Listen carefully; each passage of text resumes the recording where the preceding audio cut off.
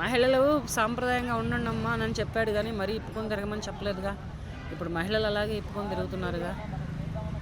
ఒకళ్ళని చూసి ఒకళ్ళు ఇట్లాంటి వస్త్రధారణ వేసుకొని తిరుగుతూ ఉంటుంటే 6 ఏళ్ల చిన్న పాప దగ్గర నుంచి 60 ఏళ్ల ముసలి వాళ్ళ వరకు అత్యాచారాలు హత్యలు జరగవంటే ఎలా నమ్ముతారు?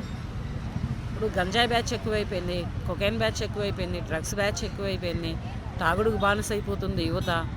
మెయిన్ అన్నింటికంటే గంజాయి అండ్ తాగుడికి బానిసత్వానికి అలవాటు పడిపోయింది యువత. ఇటువంటి యువత తిరుగుతున్నటువంటి ఇటువంటి ప్రపంచంలో వస్త్రధారణ గురించి మాట్లాడడంలో తప్పులేదు కదా. చక్కగా హాఫ్ సారీస్ కట్టుకోవచ్చు, చుడిదార్స్ వేసుకోవచ్చు, ఒంటికి నిండుగా బట్టలు వేసుకోమని చెప్పాడు. చీరలో ఉండే చక్కదనాన్ని గురించి మాట్లాడారు. దానిలో తప్పే ఉంది. అంటే ఆయన 2 పదాలు తప్పుగా మాట్లాడారు కదా, దానికోసం పట్టుకొని ఆయన నెగిటివ్గా కామెంట్ చేస్తున్నారు. నెగిటివ్గా తీసుకునే వాళ్ళు అటువంటి నెగిటివిటీ ఉంది కనుకనే వాళ్ళు నెగిటివ్గా తీసుకుంటారు. ఇప్పుడు అటువంటి వస్త్రధారణ వాళ్ళు చేస్తారు కనుకనే వాళ్ళకి షేమ్గా ఫీల్ అయ్యారు. అదే ఇప్పుడు నేను ఎందుకు అవ్వట్లేదు? నేను అటువంటి వస్త్రధారణ చేస్తున్నానా? నాకు ఇక్కడ నుంచి చూడండి నా బట్టలు ఎలా ఉన్నాయో తెలుస్తుంది. నేను ఎటువంటి కాస్ట్యూమ్స్ వేసాను, నేను ఎటువంటి ప్రొఫెషనల్లో ఉన్నాను ఏంటి అనేది తెలుస్తుంది. ఫస్ట్ ఫ్రాక్లు, తర్వాత స్కర్ట్స్ మిడ్డీస్, తర్వాత చుడిదార్స్, లేకపోతే ఇప్పుడు హాఫ్ శారీస్. మళ్ళీ ట్రెండ్ మార్చండి.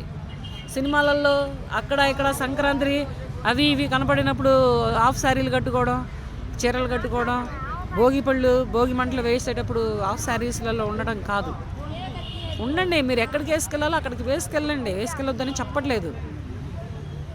కొనుక్కున్నాం కదా అని నలుగురిలో వేసుకొని తిరిగితే నలుగురు మాటలు ఇలాగే ఉంటాయి.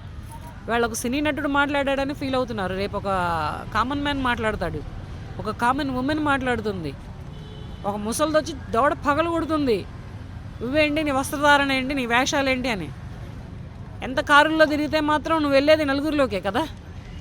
నీ ఇంటి గడపలో కారు ఎక్కుతావు, ఈవెంట్ గడపలో కారు దిగుతావు, కానీ నలుగురు నిన్ను చూస్తున్నారు కదా, కెమెరాస్ నిన్ను ఫోకస్ చేస్తున్నాయి కదా. మరి ఈ వస్త్రధారణ ఎంతవరకు కరెక్టు? మరి జబ్బల దాకా జాకెట్లునో గజ్జల్లోకి డ్రాయర్లు వేసుకొని తిరగొద్దమ్మా. అవి ఎక్కడ వేసుకోవాలో అక్కడే వేసుకోవాలి. ప్రతి దగ్గర వేసుకుంటే ఇలాగే అసహ్యంగా ఉంటుంది. 100 కేసులు పెట్టండి, 600 కేసులు పెట్టండి, కాదని నేను అనట్లేదు. కానీ అతను మాట్లాడిన దాంట్లో తప్పు లేదు. ఎవరికి చూపించాలో వాళ్ళకి చూపించమని మాట్లాడారు. మరి సుమన్ గారు కూడా మాట్లాడారు, వస్త్రధారణ గురించి సుమన్ గారు కూడా మాట్లాడారు. మరి దాని గురించి ఏంటి?